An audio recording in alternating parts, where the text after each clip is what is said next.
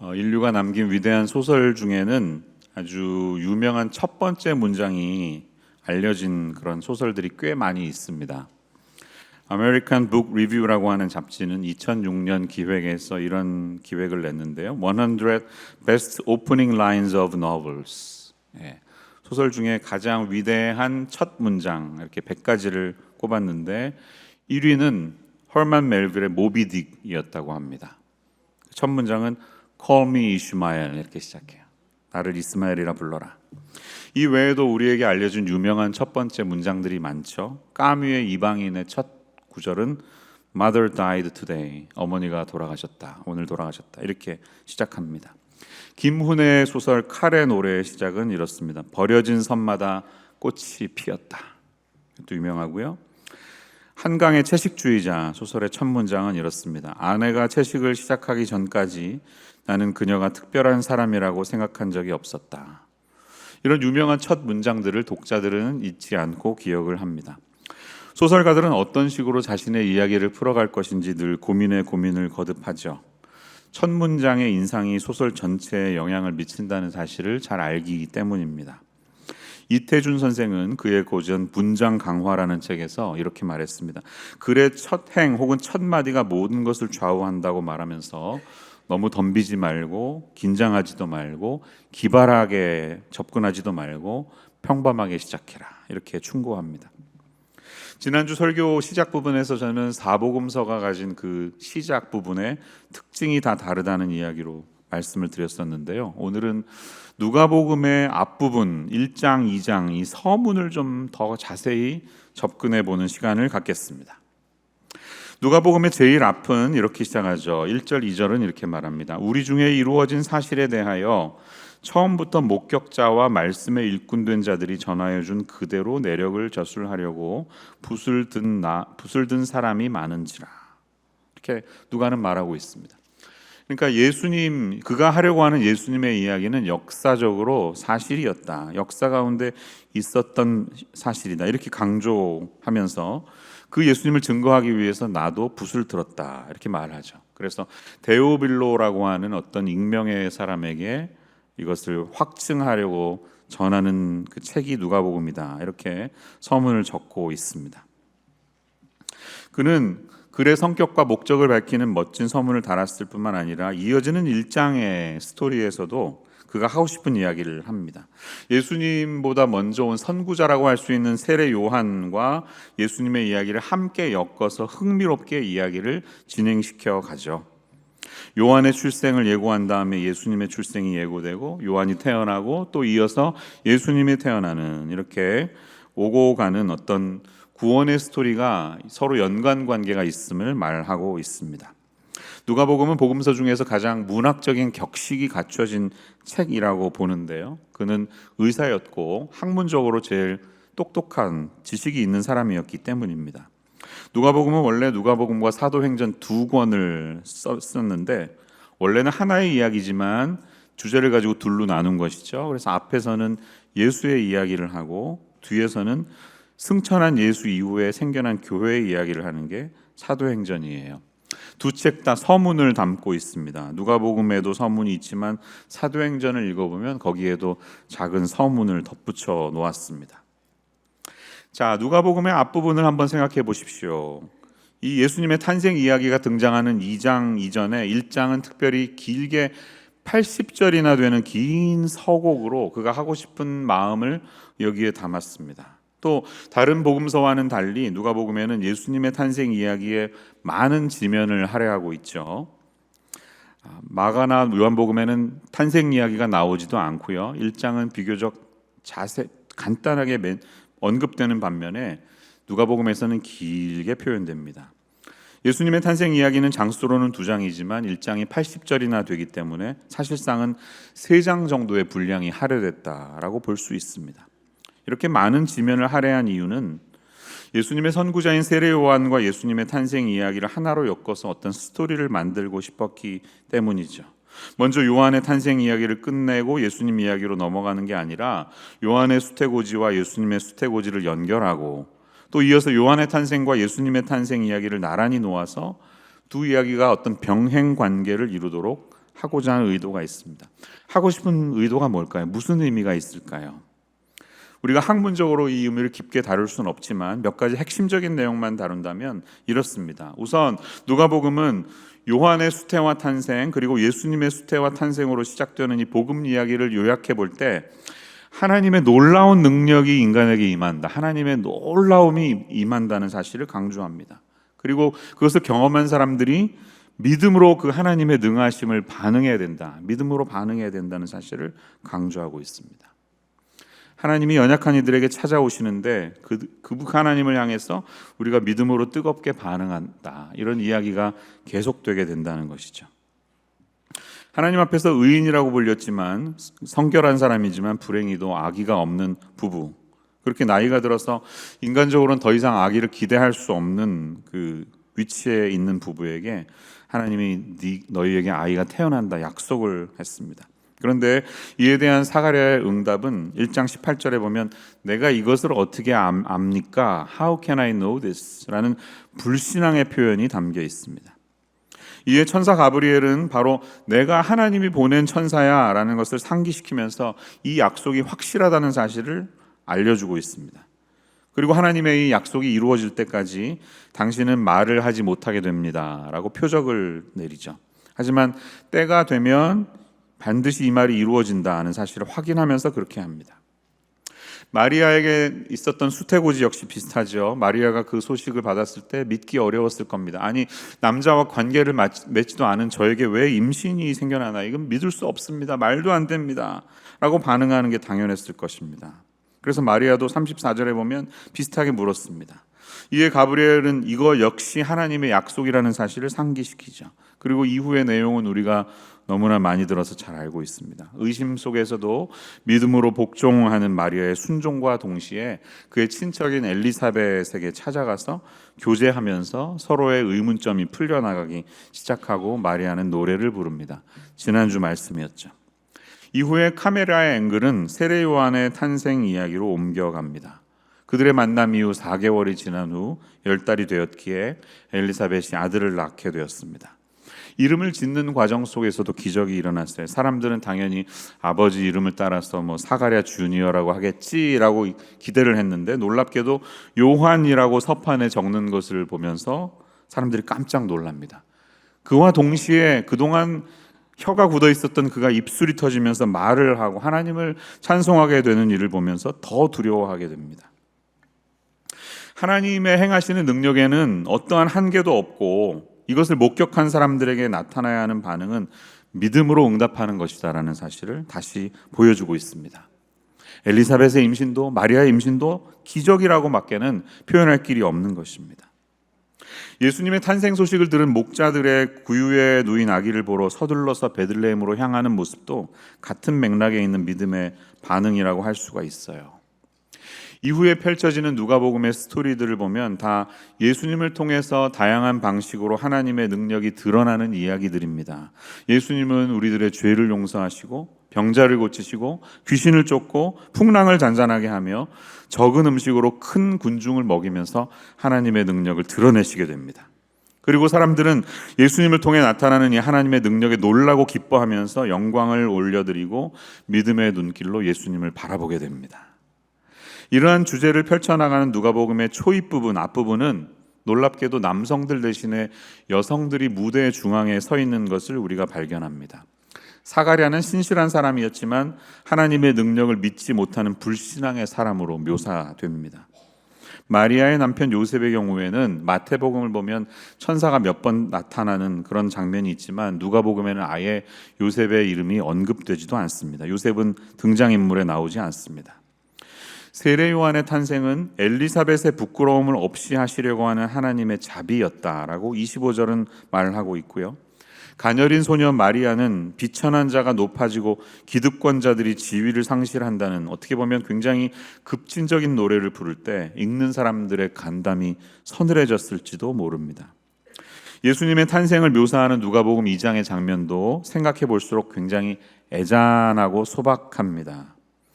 이 아기의 부모는 황제가 내린 명령으로 인해서 살던 곳을 떠나서 타지에 여행을 해야 되는 입장이었습니다. 만삭인 아기를 데리고요.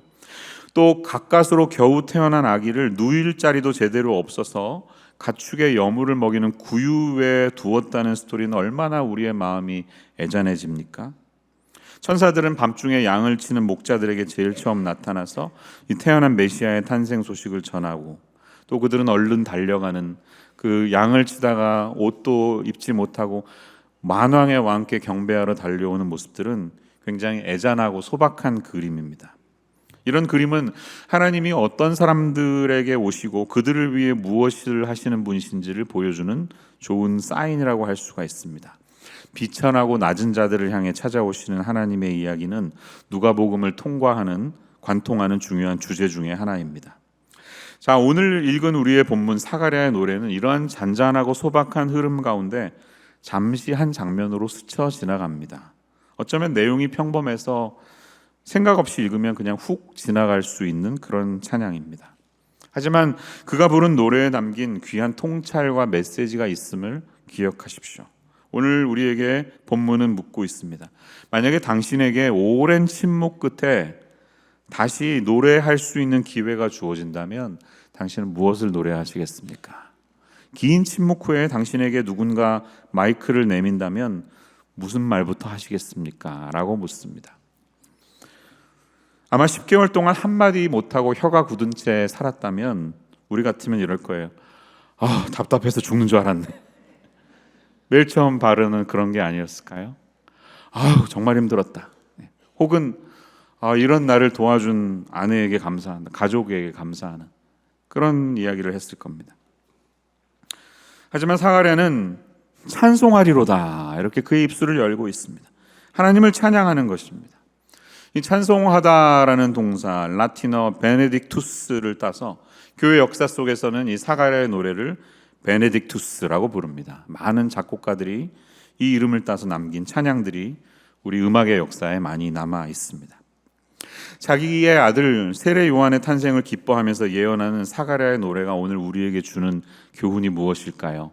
성탄절을 이제 한 주일 앞둔 우리에게, 이 고귀하고 아름다운 성탄의 계절에 우리 그리스도인들의 입술에 담겨야 할 노래가 있다면 그 노래에는 어떤 내용이 담겨야 할까요? 오늘 본문이 주시는 두 가지를 붙들고 함께 기도할 수 있는 이 시간 되기를 소망합니다. 첫 번째로 우리는 마침내 약속을 성취하시는 하나님의 구원을 노래해야 된다는 사실을 기억해야 하겠습니다. 한번 저를 따라해 주세요. 하나님의 구원을 노래합시다. 네, 사가랴는 그가 다시 말을 하게 된 그 순간 하나님을 찬송했습니다. 놀라운 구원을 행하시는 하나님, 약속을 이루시는 하나님을 찬양했습니다. 답답했던 10개월간의 과거의 시간을 토로하거나 불평한 것이 아니라 하나님의 행하신 높으신 일들을 높여 드리고 고백했습니다. 누가복음 1장 68절을 다시 보세요. 찬송하리로다.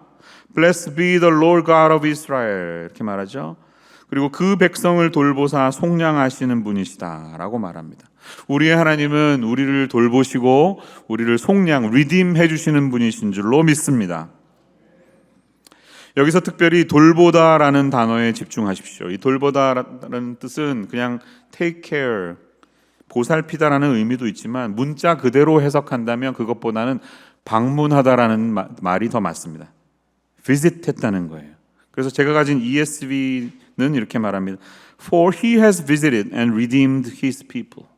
왜냐하면 그가 그의 백성에게 찾아오고 구속했기 때문이다 라고 번역하고 있습니다. 이 번역이 맞는 번역입니다. 에피스캡토마이라는 단어는 찾아오다, visit, 방문하다라는 뜻입니다. 여러분, 하나님이 우리에게 찾아오시는 하나님이신 줄로 믿습니다. 예수님이 이 땅 가운데 오신 사건, 성탄의 사건이 바로 그것을 확인해 주는 사건이 아니었겠습니까? 고통받는 자들에게 찾아오시는 하나님이시라는 거예요. 이제 거의 그때가 다가왔습니다. 세례 요한은 그 마지막을 여는 사람이었어요. 야구로 치면 8회 말에 나와서 승리를 향해 볼을 던지는 셋업맨 같은 사람이에요. 내가 8회 말만 잘 막으면 이제 9회 말에 누가 나와요? 클로저가 나와요. 클로저가 나와서 9회를 막으면 이기는 겁니다. 예수님이 오시기 직전에 셋업하는 사람과 같은 거예요. 그러면서 이제 드디어 그분이 오신다 라는 이 이야기를 이제 전하고 싶은 겁니다. 이 방문하다라는 동사가 성경에 많이 나오는데요. 한 예를 들면 사도행전 7장 23절을 볼 수가 있습니다. 이 말씀에는 나이가 40이 되매 그 형제 이스라엘 자손을 돌볼 생각이 나더니 라고 말하는데, 이 주체는 누굴까요? 모세입니다. 모세 이야기를 하는 것이에요. 모세의 나이 40대, 왕자 생활을 떠나서 백성에게 다시 찾아가기로 마음먹는 모세 스토리가 나옵니다. 이 돌보다라는 단어가 바로 찾아간다는 뜻이에요. 왕자와 노예는 원래 함께 할 수 없는 자리죠. 하지만 자신의 동족이 고통받는 모습을 볼 때 모세가 견디지 못하고 그들 가운데 갔습니다. 노예인 백성들 가운데 들어갑니다. 그들의 아픔을 알고 그들의 자유를 위해 싸우기로 결단한 것입니다. 하나님이 우리를 돌보실 때도 마찬가지입니다.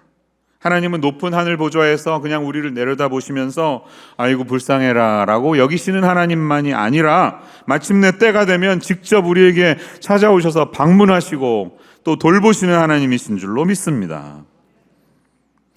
인간의 옷을 입고 우리의 삶의 고단한 현실 가운데로 예수님이 오셨다는 이 성탄의 메시지, 이 성육신의 비밀이 바로 거기에 있는 것입니다. 하나님이 우리 가운데 오셨다는 것이에요. 인간의 몸을 입고 이 땅에 오신 예수님, 성탄절은 그 예수님을 예배하는 시간입니다.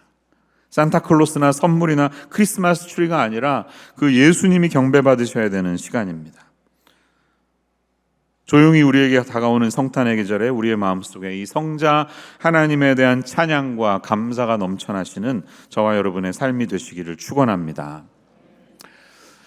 인생을 살다 보면 내 힘으로 어떻게 할 수 없어서 깊은 고단한 상황에 빠질 때가 있습니다. 그 시간이 너무 길어져서 우리는 좌절하고 절망하게 됩니다. 도대체 언제 이 일이 해결이 될까? 올해일까 내년일까 물으면서 우리는 절망합니다. 그럴 때 오늘 이 사가랴가 외쳤던 고백을 기억하시기를 바랍니다. 하나님은 때가 되면 반드시 우리에게 찾아와 주신다는 사실을 기억하십시오.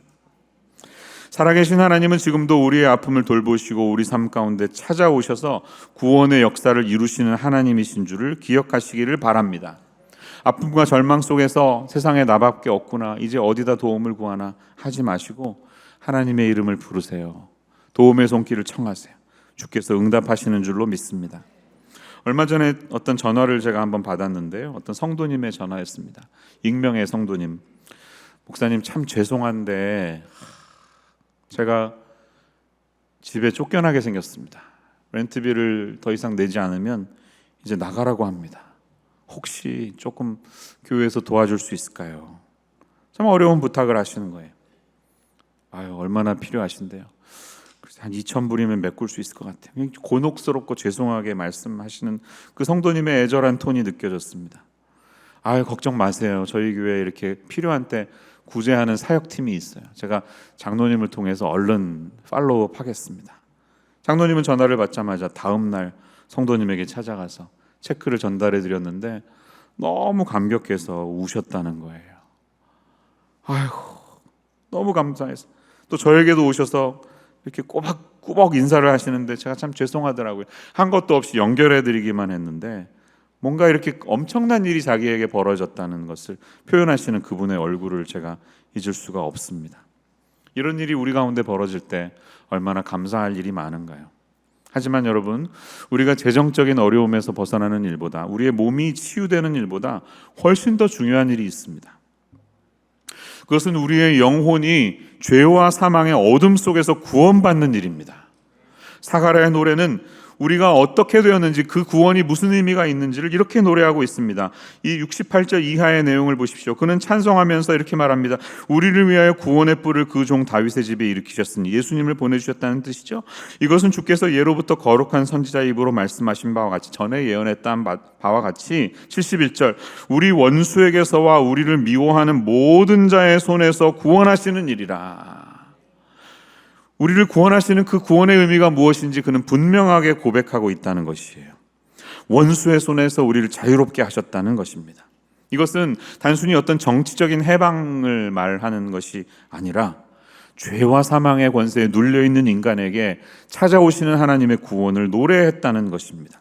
구원이라는 것은요, 어떤 대상으로부터 구출되는 것을 의미합니다. 그래서 내가 당신 아니었으면 영원히 싱글이 될 뻔했는데 당신이 나를 구원했어. 이렇게 말하는 사람도 있잖아요. 대상, 어떤 불에 타 죽을 뻔한 나를 소방수가 와서 구출해줬어. 끄집어내줬어. 이게 구원이에요. 구원엔 대상이 있습니다. 근데 성경은 그 대상을 죄와 억압이라고 말합니다. 우리가 죄 가운데에서 죄의 능력 안에서 얼마나 크고 억압을 받고 있었는지를 깨달아야 거기에서 구출된 이 구원이 얼마나 크고 놀라운지 찬양할 수 있다는 사실이에요. 우리가 참되게 이 구원의 하나님을 노래하려면 죄의 문제가 내게 얼마나 큰지를 알아야 그 구원이 소중하게 느껴진다는 사실입니다. 어떤 사람이 병에 걸리잖아요. 그러면 병에서 치료할 수 있는 처음 출발은 내가 환자라는 사실을 인식하는 데부터 시작합니다. 네, 저 아픈 사람이에요. 선생님, 저를 좀 고쳐주세요. 내가 환자라는 사실을 깨닫는 것에서 출발한다는 겁니다. 인정하지 않으면 치료될 수 없습니다. 여러분, AA라는 단체를 아시죠? Alcoholics Anonymous라는 단체가 있죠. 자기 이름을 드러내지 않는 사람들이 거기 모여서 함께 모임을 가지면서 알코올 중독에서 벗어나기 위한 모임입니다. 그 모임에 처음 가는 사람이 처음 고백하는 첫 번째 문장이 이렇답니다. 안녕하세요. 저는 아무개입니다. 익명으로 말하고, 그리고 저는 알코올 중독자입니다. 이렇게 시작한대요. 우리가 병든 자신의 영혼을 치료하기 위해서는 내 영혼에 얼마나 큰 문제가 있는지를 먼저 인정해야 됩니다.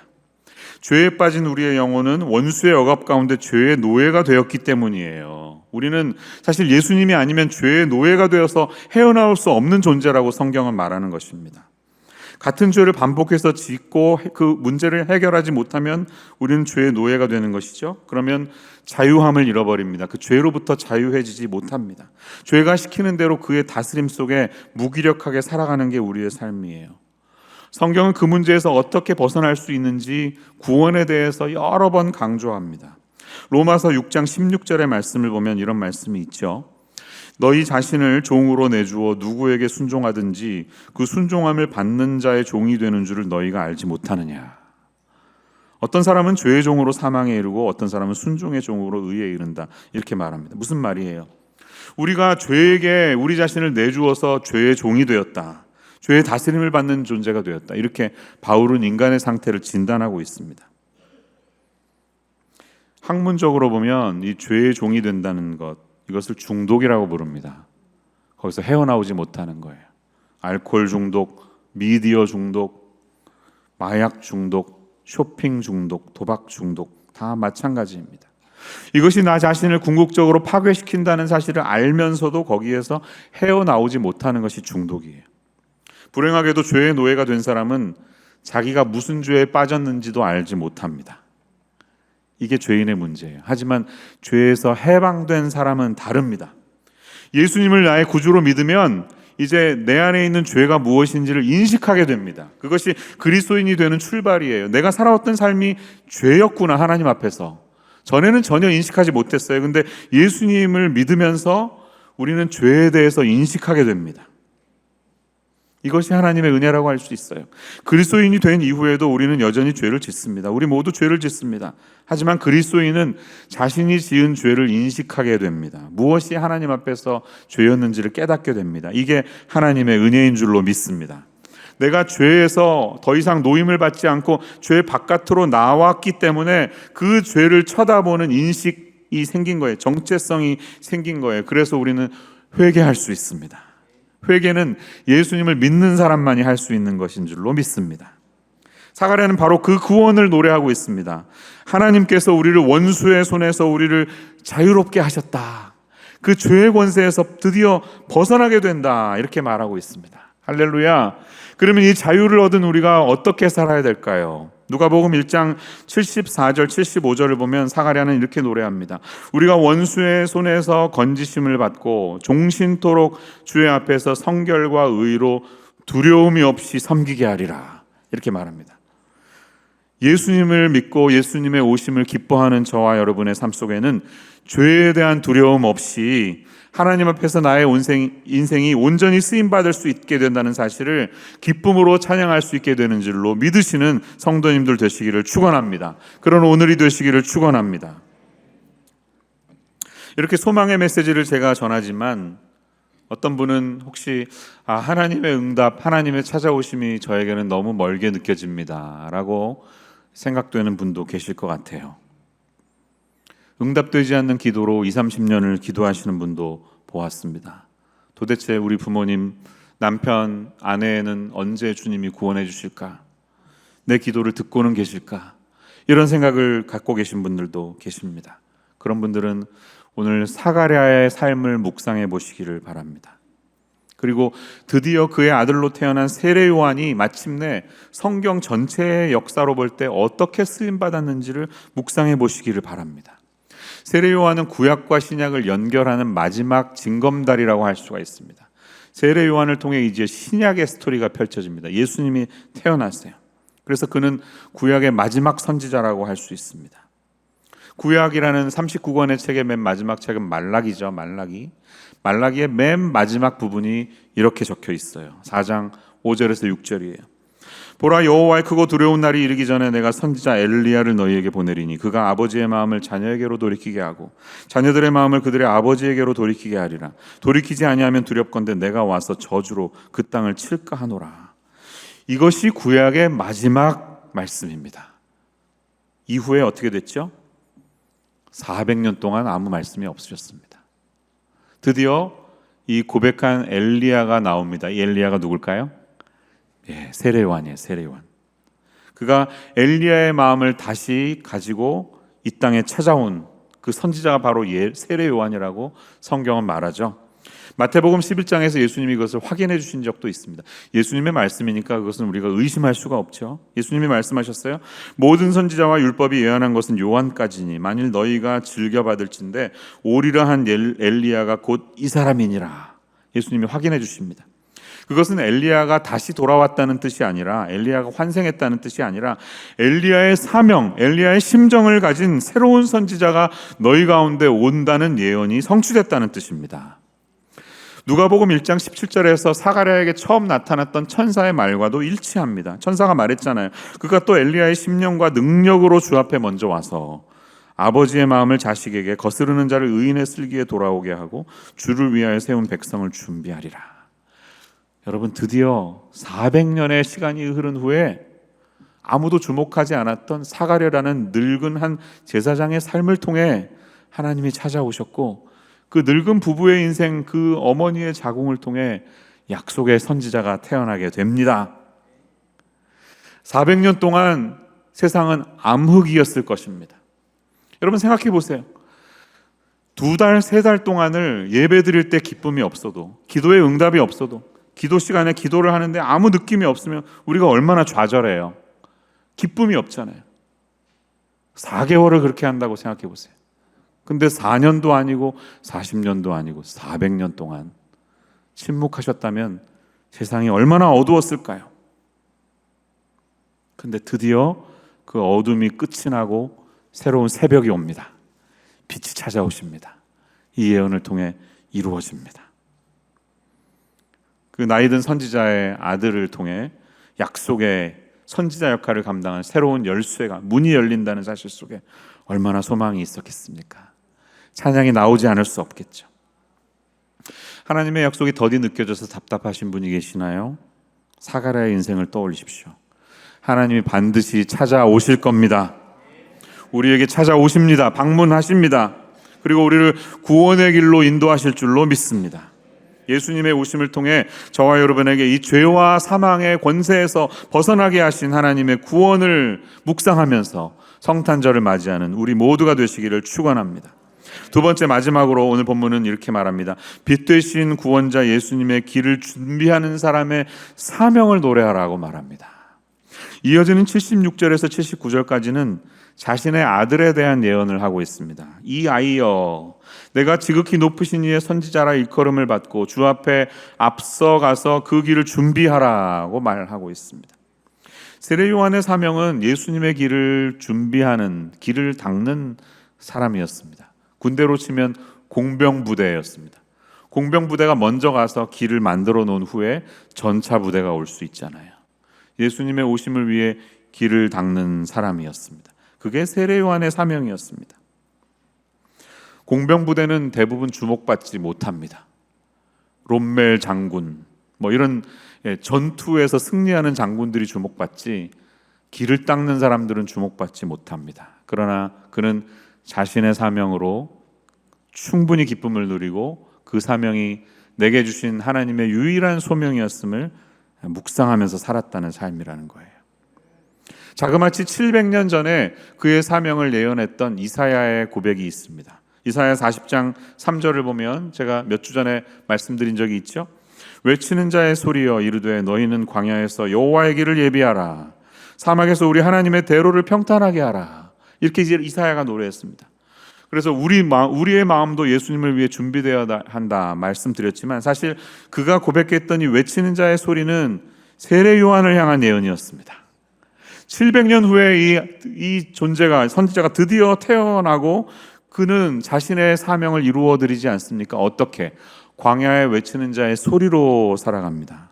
예수님을 노래하는 소리가 된 것입니다. 소리는 눈에 보이지 않습니다. 보이지는 않지만 메시지는 분명히 전달됩니다.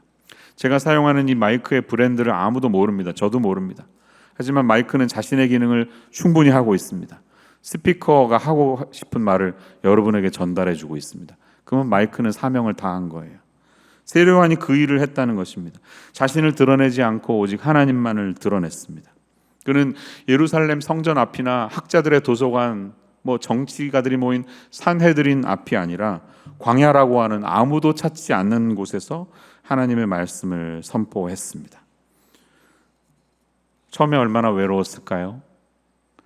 오늘 본문 80절은 이렇게 말하죠. 아이가 자라며 심령이 강하여지며 이스라엘에게 나타나는 날까지 빈 들에 있으니라.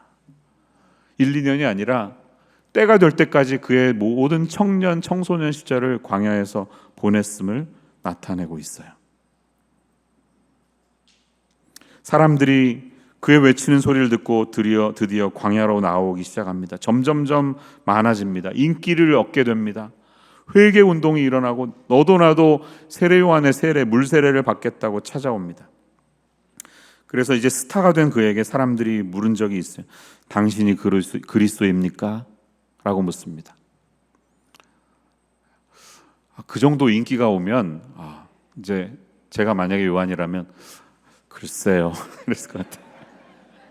예스도 노도 아닌, 우리는 다 난가병이 있잖아요. 난가병. 난가? 혹시 난가? 인기를 얻으면 그게 난 줄 알고 그래서 이제 대통령 선거에 너도 나도 될 줄 알고 나오는 거죠. 이 난가병이 있어요. 그게 우리의 문제예요. 근데 요한은 그런 인기 있는 시절에 당신이 그리스도입니까? 물었을 때 확실하게 NO라고 말했어요. 아니요, 나는 그리스도가 아닙니다. 나는 소리입니다. I'm a voice 라고 말했어요. 여러분, 우리가 하나님의 일을 할 때 나 자신이 어떤 존재인지를 분명히 인식하는 것이 굉장히 중요합니다. 내가 주님 앞에 어떤 존재인지를 잊지 마십시오. 많은 죄악들의 출발을 보면 자기 자신을 중요한 존재로 보이고 싶어하는 데서 시작이 된다는 사실을 기억하십시오. 이 선악과를 먹으면 네가 하나님처럼 될 거야 라는 말에서 아담이 넘어가 버렸습니다. 바벨탑을 쌓기로 결정했던 사람들의 발언을 보면 창세기 11장에 이렇게 말한 적이 있죠. 우리가 탑 꼭대기를 하늘에 닿게 하여 우리 이름을 내고 흩어짐을 면하자, 이렇게 말합니다. Let us make our name for it. 우리 이름을 좀 드러내자, 이렇게 그들이 고백했습니다. 이게 우리 인간의 문제예요. 세례 요한은 그런 점에 있어서 굉장히 귀하고 아름다운 사람입니다. 그는 자신의 한계를 알고 맡겨진 사명에만 충성했습니다. 난가병에 빠지지 않았습니다. 하나님의 일을 하다가 바로 이 부분에서 초점을 잃고 타락하고 넘어지는 사람이 얼마나 많습니까? 그래서 저는 세례 요한을 참 존경하고 좋아합니다. 그가 남긴 많은 말 중에 제가 제일 좋아하는 말씀은 요한복음 3장 30절의 말씀이에요. 이 말씀 같이 한번 읽어볼게요. 시작. 그는 흥하여야 하겠고 나는 쇠하여야 하리라 아니라. 아멘. He must increase, but I must decrease. 이게 세례 요한의 모토였습니다. 시간이 흐르고 어느 날 그의 제자들이 와서 그에게 묻습니다. 선생님, 사람들이 전부 다 예수님한테로 가네요. 이제 그쪽이 더 부흥하게 됐어요. 점점 다 사람들이 그쪽으로 갑니다. 어떡하죠? 이거죠, 질문은. 어떻게 되나요? 그에 대한 응답이 이 말이었어요. 세례 요한이 말이에요. 아니, 신부를 취하는 사람은 신랑인데 결혼식의 주인공은 신랑 신부인데 옆에 있는 신랑 들러리는 그때 뭐 해야 되니? 그냥 좋아하는 것밖에 더 있겠니? 나의 역할은 거기까지야. 나는 신랑의 들러리였어. 그렇게 말하고 나서 He must increase, but I must decrease. 그가 그렇게 고백합니다. 저와 여러분이 인생을 살아가는 사명이 이 요한의 고백과 같은 고백이 되시기를 원합니다. 그것이야말로 우리가 인생을 마감하면서 외칠 수 있는 가장 아름다운 고백이 될 줄로 믿습니다. 예수님은 높아지시고 저는 점점 사라지는 인생 되게 하여 주시옵소서. 그렇게 살아가는 우리가 되기를 원합니다. 우리가 그렇게 살아갈 때 예수님은 반드시 우리를 칭찬하실 겁니다.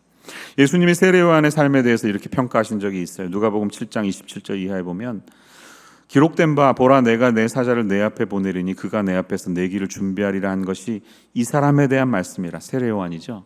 내가 너희에게 말하노니 여자가 낳은 자 중에 요한보다 큰 자가 없도다. 그러나 하나님의 나라에서는 극히 작은 자라도 그보다 크니라. 이렇게 칭찬해 주셨습니다. 주님으로부터 받을 수 있는 최고의 칭찬을 받았습니다. 여자가 낳은 사람 중에 요한보다 큰 사람이 없다.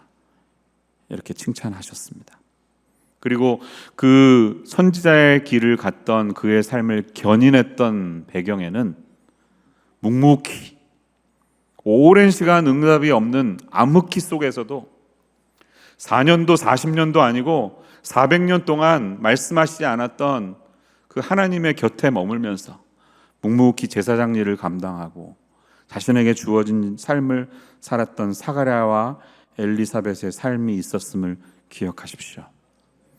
이 시대가 어둡다고들 많이 이야기합니다. 왜 이렇게 시간이 흐를수록 인간은 더 타락해지는지 모르겠다고 우리는 말합니다. 해가 지날수록 그런 이야기가 더해집니다. 30-40년 전부터 말세야라는 말을 듣고 삽니다. 하지만 우리는 이 말세인 것처럼 보이는 세상 속에서 아무런 행동은 하지 않고 있습니다. 여러분, 세상이 어둡다고 느끼시나요? 그렇다면 이 어두움 속에서도 신실하게 주어진 발걸음 한 걸음 한 걸음을 걸어가는 하나님의 사람들을 지금도 주님이 찾고 계신다는 사실을 기억하십시오. 오늘 저와 여러분의 삶이 그렇게 쓰임받는 인생 되시기를 주님의 이름으로 축원합니다. 기도하겠습니다. 사랑의 하나님, 감사합니다. 평범해 보이는 사가랴의 찬송을 통해 죄 가운데서 눌림받고 자유롭지 못했던 저희가 예수님으로 인해 자유케 됨을 찬양하고 있음을 보고 우리 자신의 인생, 우리에게 이루어진 구원을 노래하는 저희들 되게 하여 주시옵소서. 예수님이 다시 오시게 된다고 하는데 다시 오실 예수님의 길을 예비하는 그런 준비된 사람의 사명을 기억하면서 주 앞에 나아가는 저희들 되게 하여 주시옵소서. 우리를 구원하신 예수님의 이름으로 감사하며 기도합니다.